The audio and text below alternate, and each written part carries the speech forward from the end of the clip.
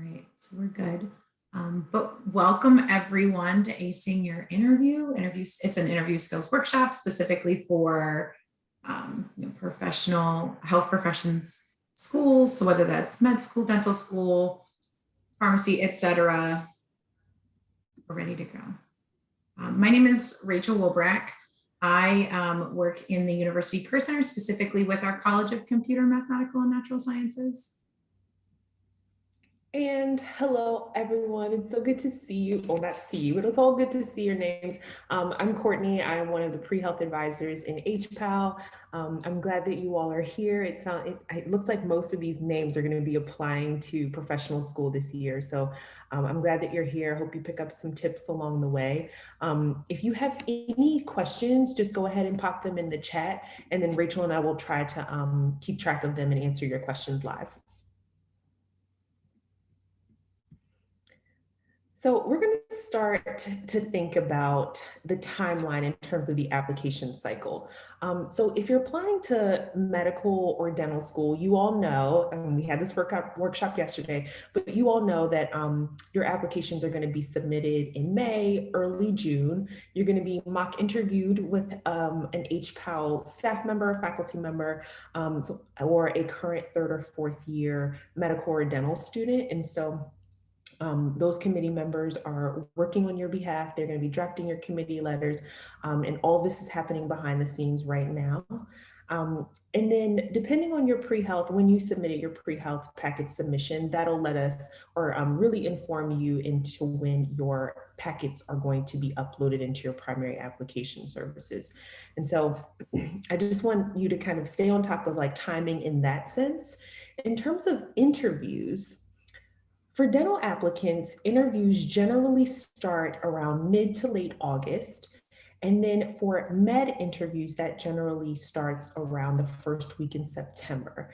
And so just make sure that you're staying on top of timing, being early with all of those things so that you can be the first kind of batch of students who schools see, so that you can get your interviews early on in the cycle. If we're starting to think ahead, I really want you all, and if you have conversations with me pretty regularly, you know that I'm always talking about skills and competencies, right? And so as we start to think about stepping into the CAS systems, getting your activities together, I want you all to be going over your resumes, pulling out and identifying those personal skills and competencies that you possess, and making sure that they really are the forefront of your application and eventually of your interviews. Because what you want to do is craft the narrative. And I say this all the time, how we thematically are starting to think about your narrative. You want to craft the narrative and have those skills and competencies support that. So we're also going to give you some tips and tricks on how to best prepare for these interviews. These days, it sounds like, and I'll tap into this a little bit later, but it sounds like many of your interviews are going to be virtual again this year. And so we'll kind of give you the nuances of virtual interviewing and how that can be a little bit different, and really measuring fit. So what things you can do in the interview to kind of garnish fit, but also ways that you can best present yourself, and show excitement and endorsement of the school, and also some follow-up tips as well.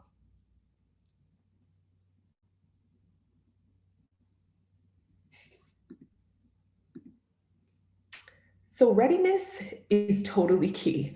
And so I want you all to really start identifying your strengths, because Alana, one of our students yesterday, she said something really great. She was like, the thing about the interviewing process is that I had to learn how to sell myself. And I was like, that's wonderful. It's not just a conversation, but it's also you selling yourself. So you want to make sure that you are identifying your strengths, you're identifying your weaknesses, and that you know what skills and competencies you possess that make you unique. So things that you can start to think about or start to practice with is Interview Stream, which is through the Career Center. So if you go to careers.umd.edu, you can do an Interview Stream interview. There is a folder with med school questions. And so, but you can absolutely use this for dental school as well. But they will ask you kind of those key questions about your motivation, your skills, your competencies, what you like, what you don't like, and it records you. So it will give you an opportunity to see yourself and pick up maybe some of your nuances and maybe some of your ums and ifs and patterns of speech. And so that's a really good opportunity for you to do that. You can also have a mock interview with the Career Center staff, which I think is an amazing opportunity. You are all going to mock interview with one of our committee members, and so you'll have plenty of opportunities to get some interview practice under your belt. And also, the AAMC has a tool called Vita, which is very similar to Interview Stream, but it is a one-directional interview that taps into your skills and competencies that is recorded, and you can play it back to yourself. So that's another kind of tool in your toolbox.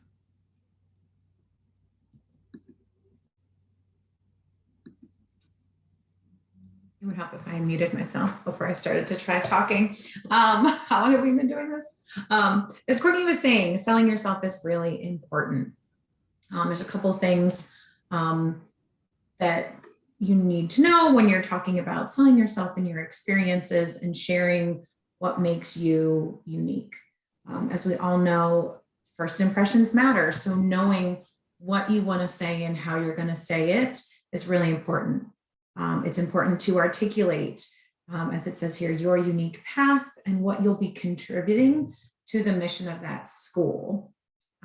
You want to know what their mission is, so you know that they are a good fit for you and your interests in medicine. You want to be able to talk about how your experiences fit in with that mission and feel comfortable talking about those things. That's where attitude can be really important. Interviews are always nerve-wracking. Even if you've done them a bunch of times, you're still nervous because it's something that you're excited about, something that you're hopeful for. But you can definitely do things like practicing, talking about your experiences, practicing interview questions to help yourself feel more confident, more comfortable, make it a little bit easier to be your normal, personable self, right?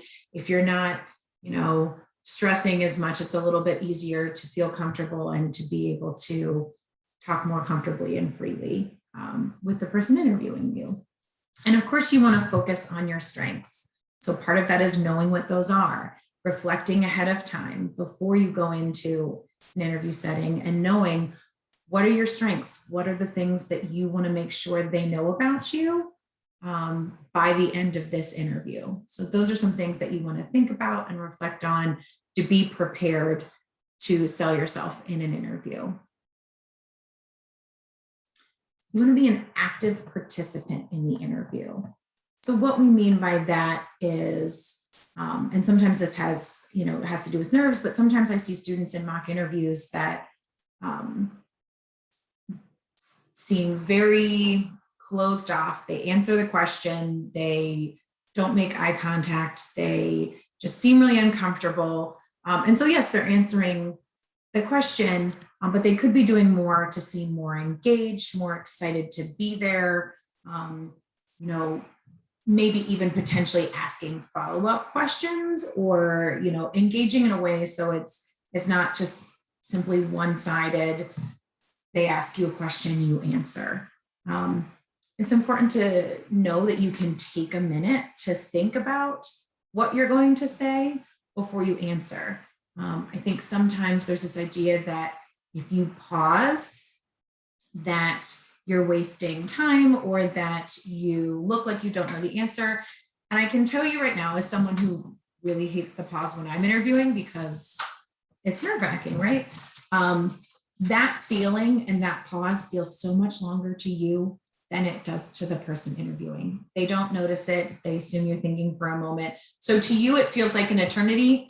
For them, they may not even notice it, right? So that's something to keep in mind. And it's better to take a minute and think about your answer than to start talking and ramble and maybe not even answer the question or have to stop and then think and then continue to answer, because that could be a little bit more disjointed.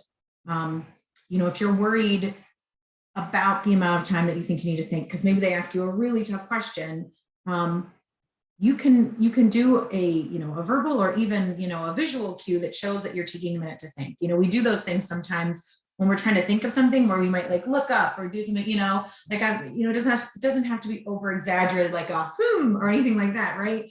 But like those little visual cues that if you're on Zoom, they will pick up on as well. But it can also be a verbal cue. If you want to, you can say, that's a great question. Let me think about that for a moment. Or if they ask you one of those behavioral, tell me about a time when, you can say, oh, let me think about a good example of a time I demonstrated that. And like, that can be your way, if you feel a little nervous about taking the time to think, to signal that to the person interviewing you. But in most cases, they're going to know what you're doing. They're going to know that sometimes you think before you answer, and that's a good thing. Be well thought out and logical with clear goals as you speak. So knowing what those goals are, the goals that you have for your education, for your career, being able to articulate those, in an interview setting, it's helpful if you've practiced and thought about them ahead of time, because it makes it a little bit easier for you to get those ideas across than if you are trying to think and speak at the same time. This is why reflecting and preparing ahead of time can be essential to how you talk about and sell your experiences.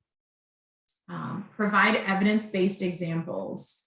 And as this mentions, try to make them about or relevant to medicine or dentistry. This is huge. Employers and graduate schools and, health professional schools want more than just your hypothetical, this is how I think I'd handle a situation. They want to hear how you handled a situation that's similar in the past. Especially if they ask you a question that starts with, tell me about a time when, or give us an example of, they specifically want an example, but sometimes they won't say that way, but they might say, what are your strengths?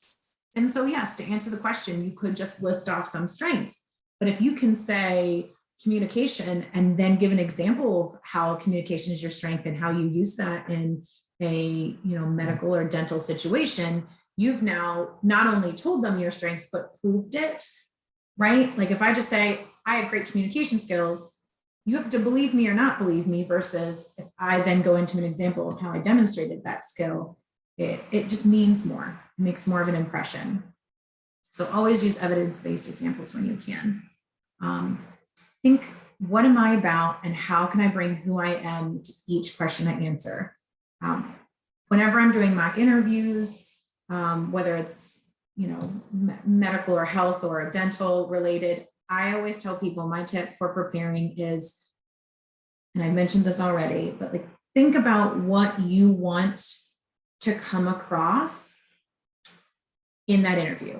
At the end, what do you want them to know about you? Because this helps in two ways. One, you've thought about it ahead of time. It means you're more likely to mention it and bring it up as you answer questions. Like if you think, I really want to talk about this clinical experience, it's already top of mind. You're more likely to bring it up and work it into a question.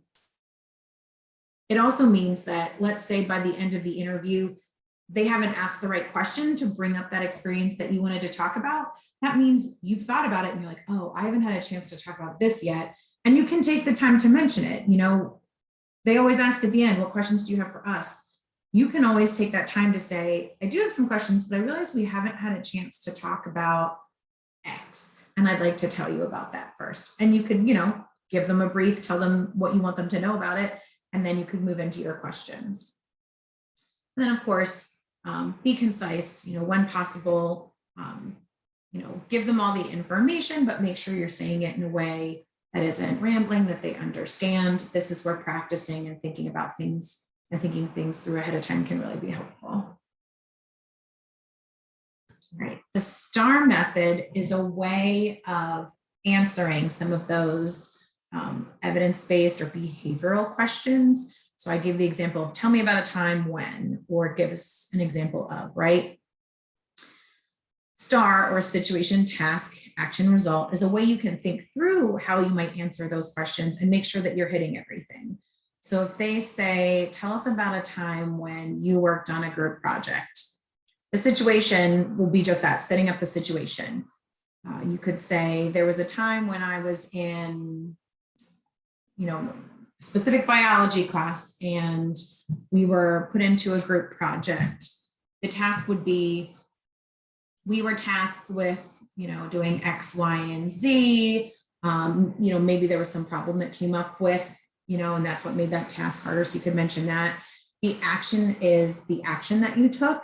So maybe the problem that came up in the group project is that there was a group member that stopped responding to emails and you weren't sure if they were doing their part. So what action did you take to get a hold of them and make sure that you were all on the same page? Then result, that's the piece that a lot of people forget. But like, how did you resolve it? For better or for worse, what happened based on your actions? Now, you don't have to always use each of these steps each time, but it helps if you were not quite sure how to talk through an example. This can be a way to do that and make sure you don't forget anything. Like I mentioned before, the result is the piece that people often forget about.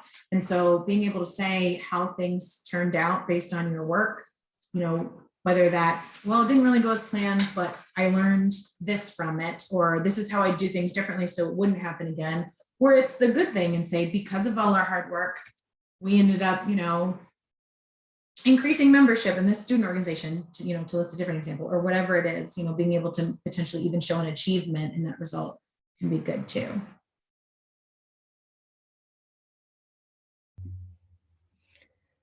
So one thing that I always tell students is that there are no courtesy interviews. Like if you get an interview from a school, it's because they're actually interested in you. And I've come up with a list of 5 questions that I think interviewers want to know from students. The first one is, why are you interested in their school or their program? So this will, of course, require you to do some background information and to find some background information and for you to do a little bit of research on your own. You all should be taking a much deeper dive past just the websites. I want you all, we have our alumni contact list, and I want you all to be reaching out to UMD alums that attend the schools that you're going to be interviewing at. In a second, I will pop that information in the chat, but you want to be interviewing students who attend those schools because they can really give you such a broader understanding of like what the school's mission is, how they live out their mission, and then why you would be a good fit. The second question the second question interviewers really want to know, or what they kind of are teasing out, is why they should be interested in you. And so this goes back to what Rachel was saying about selling yourself. So you being able to kind of have those nuggets of information that you keep in the back of your mind that you make sure you hit during your interview, because you want to make sure that you are presenting yourself in a way that is attractive to schools. And so you give them reasons for being interested in you. The third thing they want to know is, do you have the skills, the knowledge, and the experience? So this is something that we go back to, like, just give an example, right? They want to know that you have the experience and that you know what you're getting yourself into. If you don't have a very robust experiential profile, let's say you've never been in a dental clinic, but you're applying to dental schools, they're going to be concerned. And so they want to know that you have the experience, the skills, and the knowledge. The fourth thing that they want to know is how you will fit in. Every year, schools are incredibly selective about building their cohort because they want their cohorts to be cohesive. And so talking with students who currently attend those institutions will allow you to get a feeling of fit. And whether or not you're going to be a good fit. And something that I always like to think about is like, the schools are not just interviewing you, you are interviewing them. And so you want to make sure that that institution is going to be a good fit for you as well. And then the last thing that I think interviewers want to know is, how would you complement the other people in your cohort?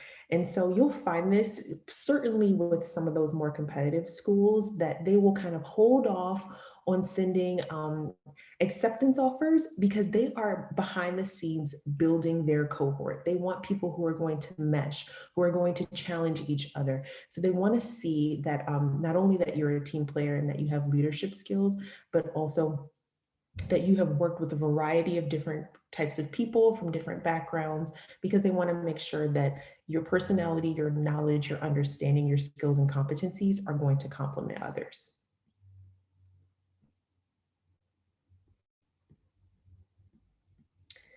I do a workshop that is building your school list, and it's my second favorite workshop after this one. But what I really love about this, and what I want you all to particularly pay attention to, and this is something that please take a screenshot of or with your phone, is how to really build a school list, because building your school list really truly will influence what your interview experience is like. And so you should be thinking about location, the culture of the place, opportunities for mentorship. I mentioned the alumni network. Utilizing alumni is a gem of it's a gem of information. Just utilize your alumni contacts.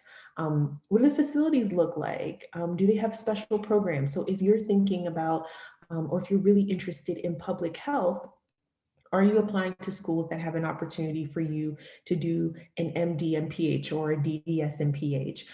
So you want to focus in on special programs. Look at the curriculum, private versus public. This is something that we talk about a lot as you build your school list. Facilities twice. Political leanings, that's really important. You want to go somewhere where you're going to feel supported. Along with political leanings, you also want to, if you have religious affiliations, you want to make sure that you are going somewhere where you have a community around you and that you're going to be sustained. These are all things that can and will come up in your interview, and things that you can also bring up in your interview. And so, for example, if you're really interested or you've done your research in opioid addiction or addiction in general, and you're applying to schools in places that have an opioid or that have a concentration of opioid users, so Baltimore, Philadelphia, this can be something that you bring up in your interview about why that school would be a good fit. Yeah, I've done my research in addiction studies, and I'm really invested in the community in terms of reducing health disparities and wanting to resolve the opioid crisis in Philadelphia. That would be something fantastic that not only touches into location, but really culture of the place as well. So make sure that the schools that you're applying to are going to be a good fit, and that will also be reflected in your interview.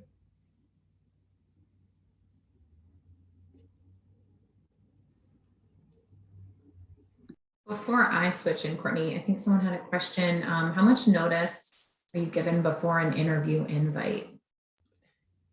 That can be anywhere. So that really depends, April, on when you receive your interview invitation. So if you're receiving your interview invitations in the early fall, so that generally is like, August, September, October, that can be a 2-week turnaround. So they can say, April, can you come in 2 weeks and interview? As the cycle progresses, those start to go out a little bit further. So in November, you may not, if you're getting an invitation, you may not be actually interviewing until January or February. So something, maybe I have this in a couple slides down, but something that you should always do is just to make sure that you are locking down your interview invitations and your interview dates as soon as you can, because this happens on a rolling basis, right? And schools are constantly filling up their classes. And so you want to make sure that you are interviewing in a timely manner. That way they can assess you early, and hopefully you can get an interview invitation, not only get an interview invitation early, but also get an admission early as well. Good question, April. Thanks, Courtney. So talking about logistics, and specifically before the interview, you want to kind of make sure you have all the information and the resources and the tools that you need. So making sure that you have the link, we're assuming a virtual, of course, in this case, that you know where you need to be on that link when the interview comes. Know where you're going to set up your computer for that interview. Test your camera and your microphone and make sure that you look okay. Because sometimes different places, if it's not some place you've sat before, lighting could be different, backgrounds, you may not have noticed something. Microphone, see if it picks up other noises. So have a plan for a quiet place and maybe test it out with a friend ahead of time and kind of make sure that it's going to work for you. Before the interview, you want to arrive to the link, not necessarily in person, of course, 10 to 15 minutes early. Maybe 15 is a little bit much, but like at least 10 to show that you're there and that you're ready. Chances are they'll put you in a waiting room, or, they may not bring you in until a certain time, but they'll know that you are on top of things and that you're prepared, and you're ready to go when they are. I wouldn't do it any earlier though, because you don't want to potentially bump into someone maybe who's interviewing before you, if they're still in the middle and they haven't, locked the Zoom room or something like that. Or put the pressure on them, when you show up, 40 minutes early, that they, are then worried because they're like, oh, do we need to hurry up and do this? So it just makes it easier if you kind of pick a time that's enough to show you're early, but not too early. Basic things that you've probably thought of, but like using the restroom before the interview begins. Grab a glass of water if you want. Pen and paper so you can take notes on things that they say or things that you think of that you want to ask. Anything that you think you might need for that time spent with them, in front of a computer. Turn off your phone and computer notifications. I highly recommend putting the phone on silent or turning it off. Like I know that a lot of us, just kind of have it on vibrate, but that you can hear vibrate in the background, like when someone's presenting sometimes. And so, well, that's not a big deal. If you can avoid that distraction for yourself and for them, or even like putting your phone in the other room so you don't see it light up, whatever is going to work just to kind of keep you on track and not stressing. If you have a watch that connects to your phone and has notifications, like if it were me, when I was interviewing, I would take off my watch because it would probably be a distraction in an interview. Know how to calm yourself down, whether that's breathing techniques or visualizing things, anything that's going to help you kind of relax before the interview starts. Sometimes it's power poses. A year or so ago, I was taking a class and I was always nervous, like just for fun. Like there was no reason, I didn't need, it for anything. It was for fun, but I still got a little nervous before tests. And a coworker of mine was like, oh, you got to do power poses. And so like, we're standing in the office, doing our best, like superwoman pose. Right. And like those silly things, but like, it did just kind of help, like, get over the ridiculousness of being worried about an exam, like for a class I was taking for fun. Like whatever works for you, whether it's breathing, deep breaths, visualizing, calm streams, or whatever it is, know what those things are. So that way you can relax and feel a little bit more comfortable going into the interview. You'll still have those butterflies, you'll still be a little nervous, but anything you can do to lessen those feelings is going to be better.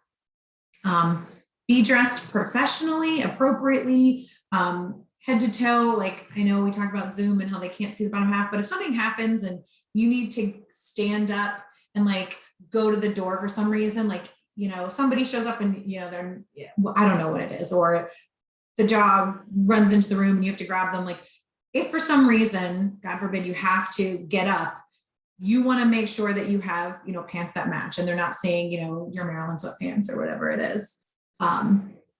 So think about that. Plus, my personal feeling is you will feel more professional and more in the zone if you are dressed like you were in person. The tip that I've often given is like, nowadays, I don't know how many phone interviews we'll have. They'll probably all be on Zoom, but when we used to have those intro interviews over the phone, like for jobs and things like that, I always dressed up for them. I know that no one could see me. The only person that could see me was me, but it helped put me into that professional, okay, this is an interview mindset.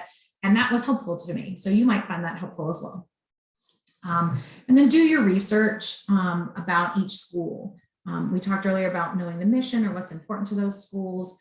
And Courtney mentioned, beyond just that first, glance at a website, make sure that you've really, dove into their website, a lot about the things that they're bragging about, that they highlight. You've talked to Maryland students that went on to those schools because, they're going to want to know why you think you fit in. And so if they say, why do you want to go here? They're going to want to hear a really good reason why, and not just that you're really interested in being a doctor or a dentist and they're a good program. Like, they're going to want more information. So make sure that you are prepared and can talk about those things.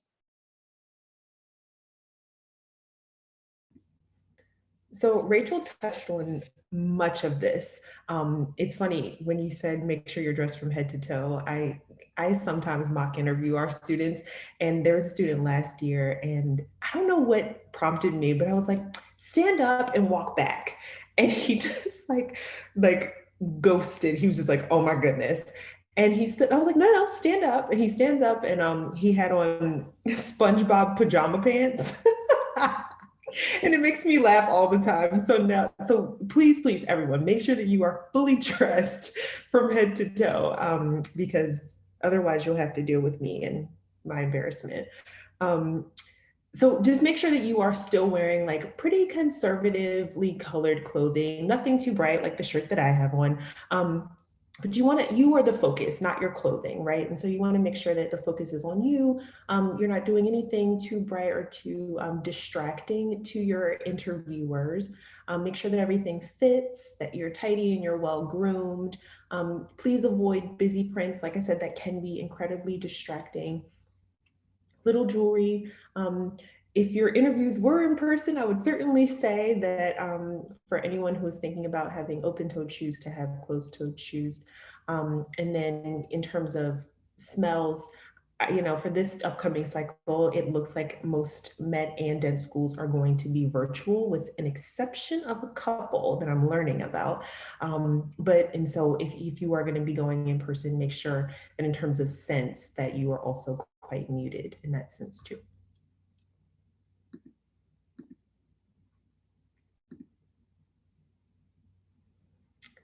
All right, virtual interviews. So, oh, Aria in the chat said, is a bow tie acceptable? I love a good bow tie, okay? So I'm a big fan. So yes, bow ties are absolutely acceptable. But virtual interviews. So because of COVID, schools went into this, were just thrusted into this virtual platform. And we've been in touch with our local schools, and it sounds like they're all going to be virtual again, although some of them are starting to hint at having second looks be in person, or admitted students, there being an admitted students day or day that you can visit. And so that's something that you want to kind of keep in mind, is that you will most likely be interviewing virtually, but that you may have an opportunity to still visit campus. I do know last year Rutgers had all of their interviews, their dental school had their interviews in person, regardless of COVID. And so that's something to think about. There are going to be a couple of programs that are still having in-person interviews. But for the virtual interviews, which will make up the majority, make sure you have the right link. You just want to make sure that the day of, you know where you're going, you're there early. Make sure that you are choosing a quiet space. Luckily, you are planning for your interview. So if you have pets, if you have siblings or visitors at your home, just make sure that you are going to be in a quiet place so that your interviewer is not distracted and you're not distracted. Good lighting. That is always good. Everyone needs the right lighting and the right angles these days. And so ideally try to use natural lighting, or be in front of a lamp or a window where you can be clearly seen. Generally a neutral background with nothing distracting. And so if you're going to be in your room, that is fine. Please make your bed. Please take the stuffed animals off of your bed. Make sure that that it's not really cluttered, but that really you're going to be kind of the center of attention. So just make sure your surroundings are neutral and clean and clutter-free. Wi-Fi connectivity. This is going to be important, right? Like schools can and are sympathetic to people who are having Wi-Fi issues and reconnecting, but you want to test out areas that have good Wi-Fi. If this means that you need to come to campus and rent out a room in McKeldin, then maybe that's what you do. So start to think about options if you don't have reliable Wi-Fi. Alternative options for you to have somewhere with stable Wi-Fi where you won't be interrupted in terms of connectivity. Like I said, make sure that you're notifying family, roommates, pets about your interview, just so that they're respectful of your time and of that process that you're going through in general. And I love this. particularly with animals. I keep bringing this up because I've had so many interviews where, there's a zoo behind the student, and I'm just like, no, go ahead and let them bark. Like, what can I do? And so make sure that your animals are tucked away. Lindsay wrote in the chat, in terms of animals, I lived in a condo and sometimes you can hear their dog through the wall. What would you what would you recommend for that? So Lindsay, I'm not sure you can do much about that. At least it'll kind of be muffled or muted in a sense. And that's something that, if there is kind of these outside noises, if someone's outside mowing the lawn, or if you have a dog that can be heard, that's something that you can absolutely bring up to your interviewer at the beginning and say, thank you for having this opportunity with me to interview me. I just want to preface this by saying that, the maintenance person is here, or our next door neighbor's dog is barking. So if you hear that, don't worry. So that's totally fine if you want to preface that. Oh, another great question. Would you recommend wearing headphones? Sometimes I know it can muffle outside sounds. Yeah, if you think that headphones are going to provide you with better quality in terms of not only you hearing your interviewer, but your interviewer hearing you, that's fine. I do think that like big, massive headphones can be distracting. Like if you had giant Beats on, like that can be distracting. And so that's something to think about, is just also optics, because you want to be presenting your best self, not like kind of you're going to the gym with Beats on and a suit jacket. And so I would say that make sure everything is, as streamlined as it can be. There was also a question about if you're working full time during interview season, how do you recommend we go about informing employers about interviews? Yeah. I always say to be transparent. I think that that's what's best. And so there's kind of a couple different avenues. You can, if you know that your interview is going to be at a certain day at a certain time, you can let your employer know, hi, I have a scheduled appointment at this point, at this day and time. I'd like to take an hour off or 2 hours off of work. Or if you know that your interview day is going to be an entire day, then you got to take the day off. And that's something that you should prepare for. And just let them know that you have a prior obligation. You do not need to get too deep into the weeds. I know a lot of times students can be really concerned in terms of like, oh my gosh, does my employer know that I'm going to be leaving them at some point? So you can just say that you have a prior obligation or that you have an appointment at that time. Alrighty, so some things to think about during the actual interview. Mentioned earlier, there are ways to show that you're engaged and that you're being an active participant. One of those things is eye contact. Now, when you're not in person, obviously that's harder to do. So you kind of give the impression that you're giving eye contact. So you may not be able to do this depending on where the camera is, but like to see the person and to look at the camera, but every once in a while checking in with the camera. Like I'm trying to do that a little bit now, although I know probably the picture is smaller, so it's hard to tell. That will give the illusion that you're looking them in the eye. You don't have to stare at it the entire time. Even in person, that's a little awkward if someone just stared you dead in the eyes the entire time and never looked away. Like it's natural. We look away when we're thinking, when we're talking, totally fine. But giving that illusion and looking at the camera and checking in sometimes can be really helpful. Smiling to show that you're interested in being there, you're engaged, you're happy to be there. Of course, keep the camera on. This isn't a webinar or a class where you can, turn off the camera and kind of just answer. Like you really want to be present and you want them to be able to see you and see you react. That's really going to help them get to know you and give them some of that feel of being in person. Because I do believe with interviews, people get more from being able to see you as well as hear you. Try to keep a conversational tone. So this means, not that you shouldn't be professional, but you should, but conversational in the sense that, making it feel a little bit more comfortable. I kind of mentioned this earlier. So it's not just the I ask you a question, you answer. I ask you a question, you answer, right? Like having it be a little bit more active where it feels like you're having a conversation with that person. It feels a little bit more comfortable. So trying to get there if you can. If you can't, like if the person interviewing you is very strict and they just ask the question as written and they move on, like you will occasionally get interviewers like that. Don't worry about it. It's not you. It's probably just the way they do it. But you know, if you can feel ways to connect with your interviewer and have that connection, I think that's good. Like, let's say you've done the right thing and you've put your dog, you know, in a room, but your interviewer hasn't. You see them in the background, and at some point you want to acknowledge, or you know, you like dogs and you want to connect on the fact that their dog is cute or whatever, and you have a dog. Like, I think that's fine. Like, you still stay on task, but you can find those ways to connect with them as like a human being too.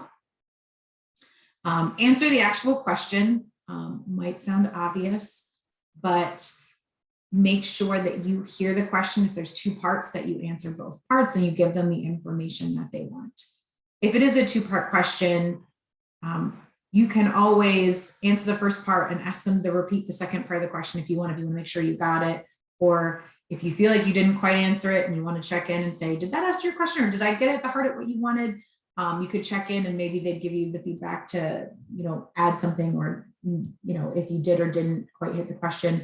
But make sure that you hear the whole question before you start thinking up your answer. That way you're more likely to make sure you hit everything they ask. If you're not sure you understood the question, it's okay to repeat the question in your own words and say, it sounds like you're asking me to explain X, Y, and Z. Is that correct? And that can be their way then to let you know that, like, yes, you understood the question correctly, or no, and they can rephrase. I've mentioned this before, be present and engaged, show that you're interested in being there. Remain aware of mute, right?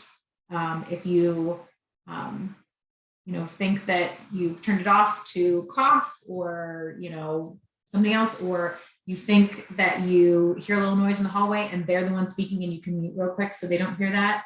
But also knowing when you're muted, so that way the entire interview, you're not saying you're on mute, you're on mute. Like, we've all been in those Zooms and it's a little annoying. Like, it was me earlier, right? And so, like, it's not the end of the world, but if you can avoid that, it just makes it a little bit smoother. Like, it's not like they're gonna be like, wow, that student could not figure out the mute thing, throw them in the no pile. Like, that's not gonna happen. But if you can make it easier for everybody and just a little bit smoother, I think it's just one little extra touch that can be nice. And then asking meaningful questions. You know, we often hear there are no dumb questions, but sometimes there are. And by dumb questions, it's the ones that can be answered through Google. It's the one that you could answer if you looked at the front page of their website and it's right there. So asking questions that seem thoughtful, that show that you've done some research, that, you know, aren't just, you know, things that you could find on their website, or again, by Googling. Some of those meaningful questions. Go, Courtney.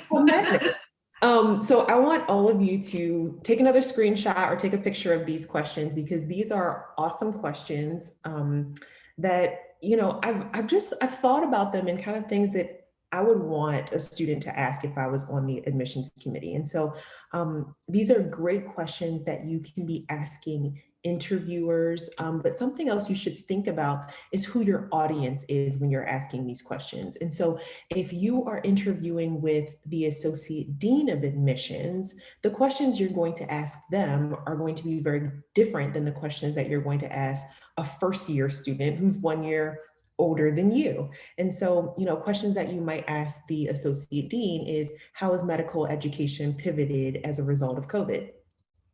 What you might ask the first-year student is, what has been the biggest challenge for you in transitioning from undergraduate institution into professional school? And so I want you all to kind of get a list of questions that you're going to present, but think about who your audience is going to be and make sure that you have meaningful questions for all of your audience members.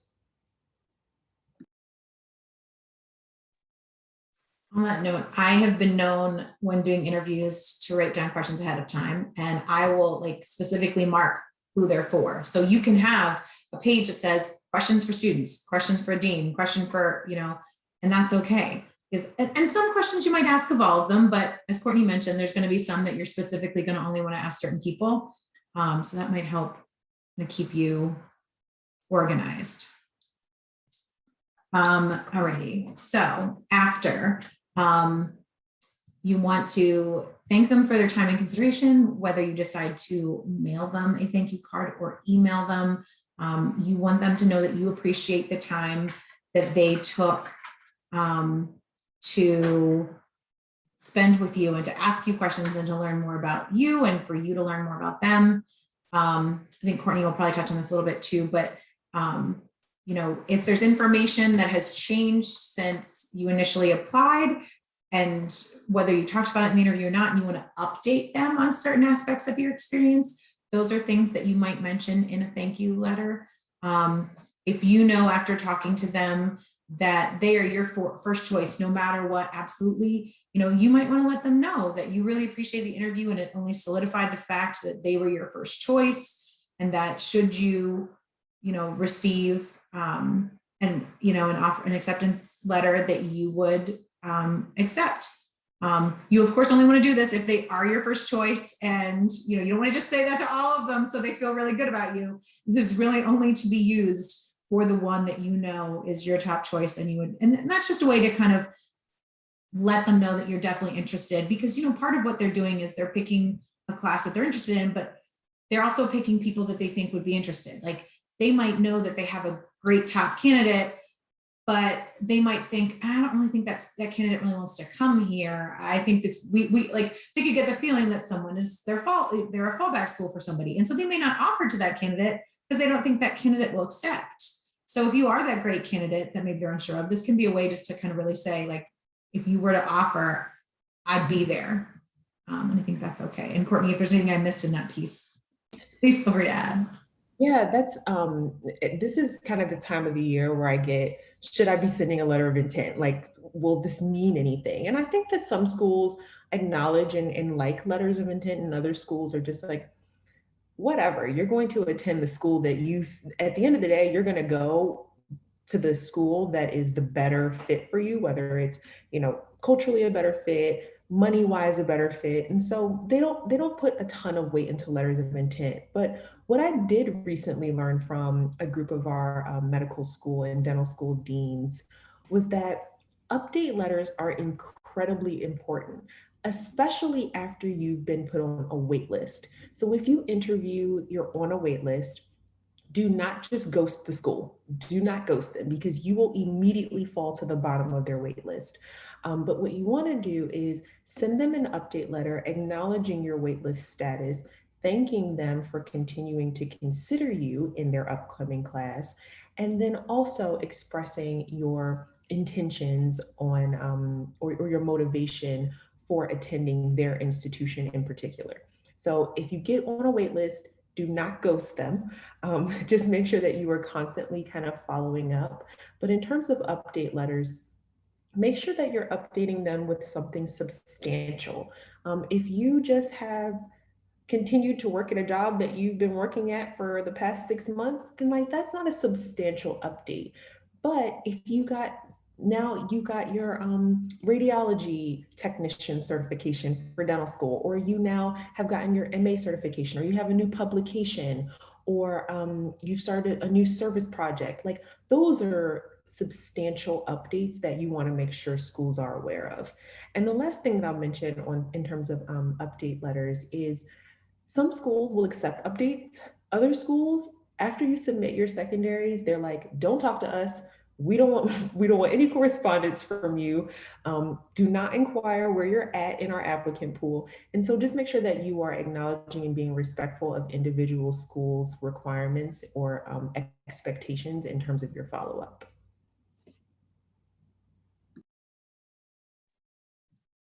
I want to answer one of the questions in the chat too, before you go into this next one. But they asked if it's okay to ask the interviewer about their personal view about certain aspects of the school, or what they like about the school, or certain aspects of the school that they think is underrepresented to the public, but might be interested to the public. I think that's an okay question to ask. I think you want to be careful of ordering. Like, I think it's fine to say, like, what do you like about this school? Or, what, if it's, what, challenges or what things did you not know? I mean, I think you just want to be careful that you're not trying to hint at what's the dirty secret about this school, because they may not feel comfortable sharing that, or they may not like the implication that there is a dirty secret. But I think, if you want to ask, what are the challenges that you didn't realize before attending medical school or dental school, whatever the case may be, I think those are definitely good questions. Or, what's something that you didn't know that you found out afterwards that was really exciting to you? I think any of those would be fine. Yeah. So this is one thing that I think that is super interesting, is kind of your interview platform, or kind of what your interview method is going to be. And so if you are applying to medical schools and you're using the MSAR or the the DO Explorer, those will let you know what type of interview you're going to be stepping into. And so you will have ample time to kind of prepare for whether it's going to be a blind interview, an MMI, a panel, or an open interview. And so the thing is, with blind interviews and with MMIs, the interviewer doesn't know anything about you. And so whatever you present is what they know. And so with those two in particular, I want you all to be thinking about kind of those core nuggets that you want to make sure that you address in those interviews, so that when your interviewer walks away, they can say, okay, I know Courtney had this experience. I know that she is competent in this area. But you don't just want to be a stream of consciousness. You want to make sure that you absolutely are making kind of those touch points of your experiential profile. So blind interviews, they do not know anything about you. You are stepping into a room and someone is just sitting down and you're having a conversation. MMIs, multi-mini interviews, they tend to be situational or ethically based. And so they will give you a scenario and you will it's kind of like speed dating in a sense. You will rotate around a room or within rooms or Zoom rooms and have conversations based off of kind of that initial scenario that is presented to you. Open interviews, that means that your interviewer has access to all of your materials. So your primary application, your personal statement, your secondaries, any of the correspondence that you've had with the school up to that point. And so open interviews are more likely to kind of pinpoint specific parts of your application and ask you to talk about them. And then panel, I always think that panel interviews are like the most intimidating, but panel, you normally are going to be with an admissions officer or a teaching faculty and a student, and they most likely will be kind of flip-flopping and asking you questions, but they do have access to your entire profile. So as you kind of are stepping into the interview process in late August, beginning of September, just make sure that you are aware of the interview method and that you are training and kind of prepping yourself to present your experiential profile best based off of that interview method.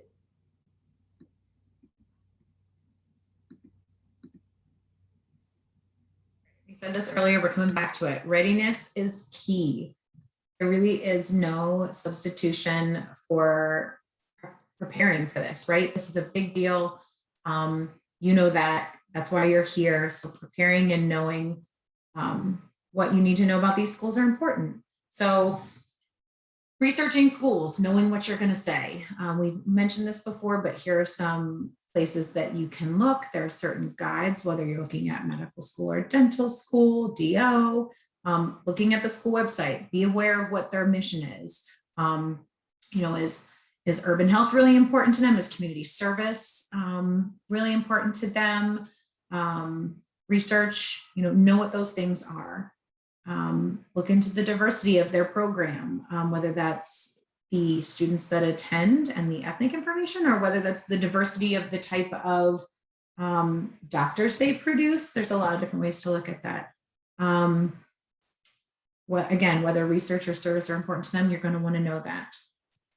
Speak to Maryland students that already attend these schools, use the alumni contact list through the Health Professions Advising Office. Utilize University Career Center for interview prep, whether that is making an appointment with me or one of my colleagues to do a mock interview, or using Interview Stream is a huge, great, wonderful resource that you can find through Careers for Terps, and you can actually go through and pick which questions you want to prepare, record yourself, so you can kind of watch it back and get an idea of what things you might do or not do. It's a good time to notice, are you someone who gets in a swivel chair and ends up going back and forth like this, or if you're someone that uses their hands a little too much, or plays with their hair, or fidgets, or whatever it is, right? So that can be good to kind of notice and know ahead of time with a program like Interview Stream. Then, of course, if there are opportunities to attend open houses or other special programs, do that. First, because it gives you more information, right, and research. Also, lots of times these schools will keep track of who comes to these programs. And so if they know that you've come to every open house and special program, they're going to know that you're interested in them. If they've had all these opportunities and you've never bothered to even attend one, they're going to suspect that you're probably not interested. And that could hurt your chances with that school if they have people who do show up to those programs and show their interest. So it's not just the research for you, it's also the impression that you give by attending or not attending. And one more tidbit, I'm just kind of piggybacking off of that. You all will find that many of your secondaries will ask, have you attended an open house? Have you been in contact with our admissions office? And I want all of you to be able to say yes to that question.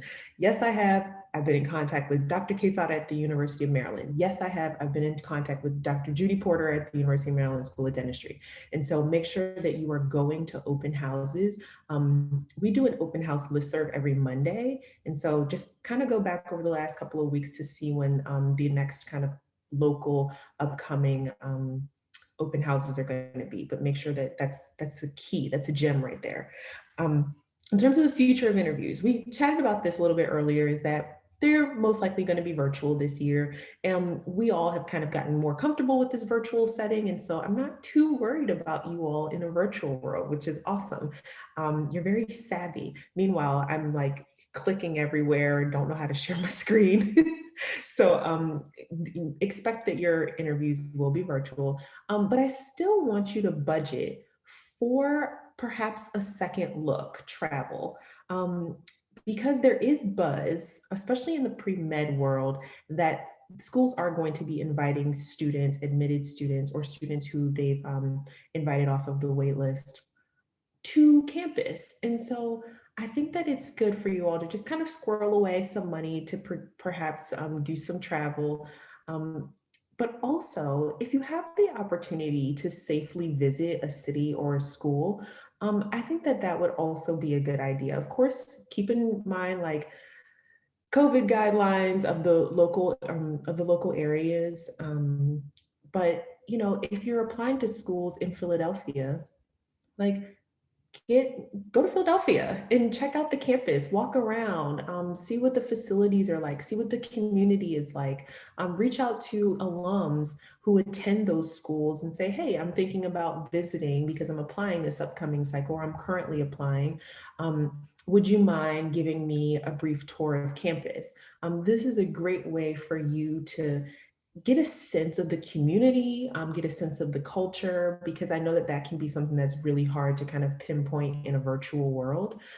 So make sure that you're being proactive in terms of how you're navigating this interview process.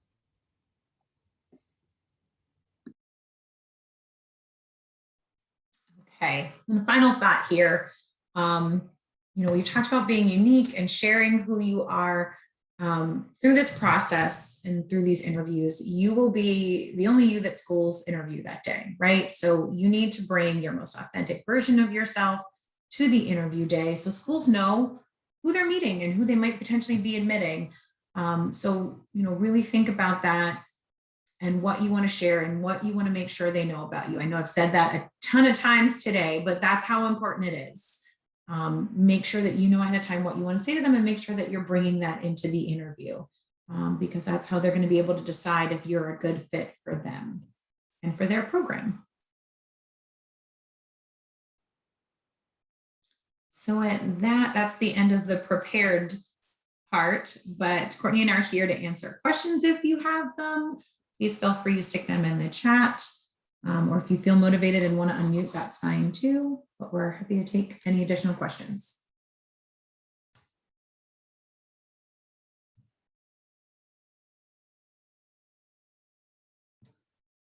And thanks to people who already asked questions, because those were really great and good for us to answer as well too. They were, and you all will have plenty of time to prepare in terms of practicing. We're excited to mock interview you. Oh, it's so good to see all these names of people that I know and love. Can we briefly go over what to expect for interviews that last all day? And then I'll talk about mock interviews. So for interviews that last all day, they usually start off with a dean's welcome. So the dean will say, hello, congratulations, we're excited to have you. Start off with the dean's welcome. You will absolutely get a financial aid presentation, talking about kind of finances and how to fund professional school. You will definitely get an opportunity. They normally do a student panel. They will do a lunch break. And then generally after lunch, that is when you start to do your individual interviews. You are not there by yourself. So of course you're gonna be there kind of webinar style with other applicants. You will not really be able to interact with other applicants too much. And so in the afternoon, you may be one of the first people to interview, which would be awesome, or you will just kind of be like standing in the wings and you're gonna just kind of have to wait around. So that's how they've structured all day interviews. April asked a question, when should we expect invitations for mock interviews? So we've already started mock interviewing, which is amazing. This year we had 387 first-time applicants. And so we're trying to mock interview every single one of you. So for people who had submitted their packets in like January, they're being mock interviewed now. But mock interviews are anywhere from March through about latest August. And so it really will depend kind of on when you submitted your pre-health packet, but just make sure that your ELMS notifications are on, because as soon as you get feedback from either me, Nick, or Wendy, or Megan, if you're a reapplicant, as soon as you get feedback from us, we're going to give you instructions on setting up that mock interview. And then Mike in our office will connect you with your mock interviewer. Typically, how long does an interview last? Yeah, so an interview lasts, so the mock interview that you're gonna have with us or with or through HPAL, that generally is about an hour, sometimes a little less. Sometimes if you're chatty or you vibe with your mock interviewer, it can be a little bit more, but I would definitely plan for at least an hour. Crystal, can we have access to your notes your mock interviewer takes, or should you reach out directly? I would tell you to reach out directly. Those notes are generally confidential because they help us to kind of give you more feedback along the way. But at the end of your mock interview, your interviewer will always give you feedback and say, these are the things that I think you did really well at and excelled in. And these are the things that I think you could use a little bit more coaching or some practice around. So you will get feedback at the end of your mock interview. For scheduling mock interviews, we had to provide multiple dates that were available within a time frame. Yeah, you will be able to, Zaria, you will be able to provide dates and times that you are available, and that helps Mike link you up with an interviewer who is also available during that time. So yes, we will work around your schedule. Whoa. Mock interview happens late. Do we still get packet feedback before that? And how does that affect the timeline for a committee letter submission? Yeah, so if you're, luckily, you do not need your standardized exams or your committee packet to be uploaded in order for you to submit your primary application, Chaitali. And so you will be moving forward with the process, and we will not slow you down by any stretch of the imagination. Because med schools don't start really reviewing applications until probably mid to late July, early August, that's really when they start to take a deep dive into it. And that is really around the time that letters are being uploaded vigorously. Mike is on it. Hi, Mike, I'm calling you out. But Mike is on it and he will have your letters uploaded as soon as the committee letter is done, it's finalized, and all of your individual letters are uploaded. So really, it's not really the committee letter that slows you down a lot of times. It's really the individual letters that can slow you down. And so just make sure that you're staying on top of your individual letter writers. Sarah, will we be emailed to schedule mock interviews or do we have to check the Yeah, so you will be emailed as you set up your mock interview. So we'll provide you the link to give us your preferred dates and times, and that is going to be in a Google Doc. And then Mike will connect you by email with your mock interviewer. So that will happen through email, but you will submit your preferences through a Google Doc, which we will provide in your actual packet feedback. Will HPAL automatically attach the committee letter to your application, or are we involved in the application? Yeah. So Dan, if you are going through our committee process, if you've submitted your pre-health packet, we are going to handle all of your letters. So just make sure that all of your letters are being uploaded to Interfolio. We have access to all of your letters. We can read all of them, and we do read all of them before we kind of compile them and send them out to your primary application service. But you do not need to worry about getting that letter attached to your primary application. We're going to take care of that for you. Off topic, but what kind of packet feedback should we expect? So we give you feedback on every single thing you write, kind of outside, I mean, really, Eric, outside of kind of the demographic information, we will give you feedback on the personal statement. If I'm your packet reviewer, I tend to kind of tear personal statements to shreds.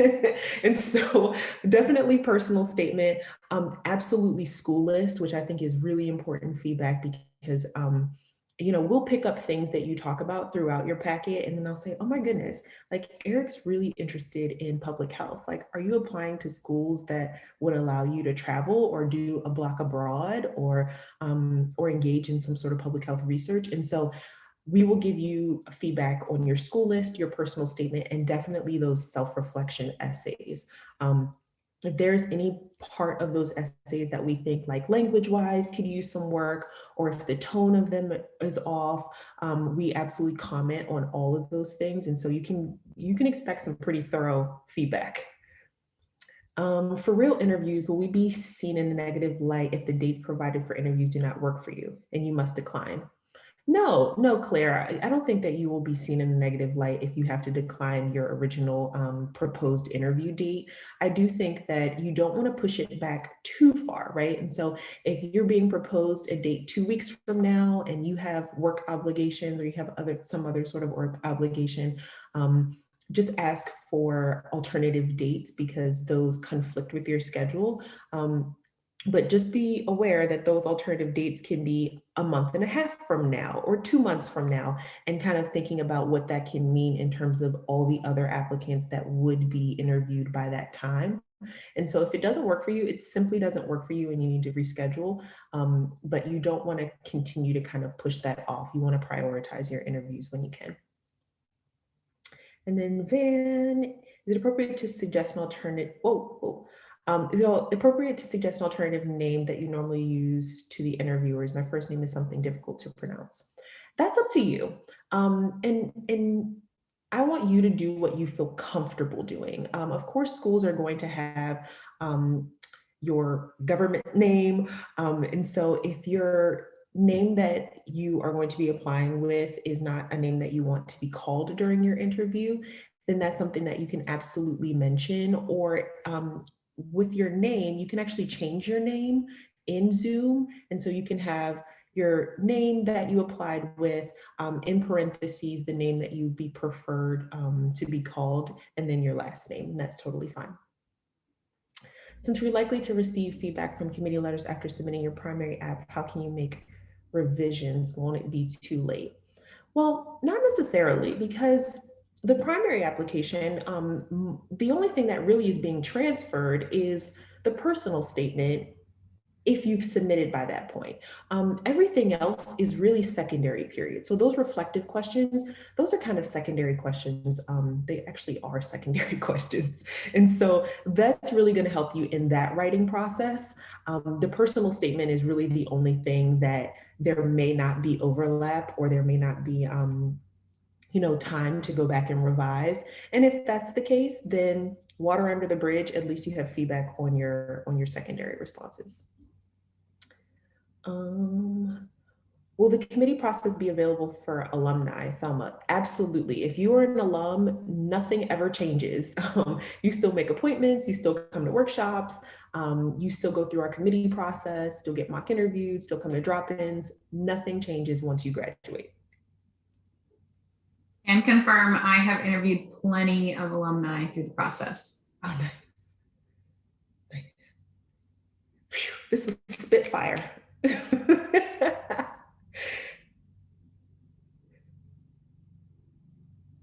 Alrighty, if there's no other questions, we're gonna wrap up. Our appointments are available, so just make sure that you're booking an appointment if you have any questions. My drop-ins are on Wednesdays from 1:30 to 3:30. What else? Appointments, drop-ins. My email, many of you know my email. I'm gonna pop it in the chat really quickly. So if you have any questions for me specifically, please let me know, reach out. It is always nice to see your names and see your faces. Thank you, Rachel, for doing this every year. I think that you're awesome. Everyone, I hope you have a wonderful weekend, and I'll talk to you all soon. Same, thanks for presenting with me, Courtney. Have a good night, everybody. Bye, everyone.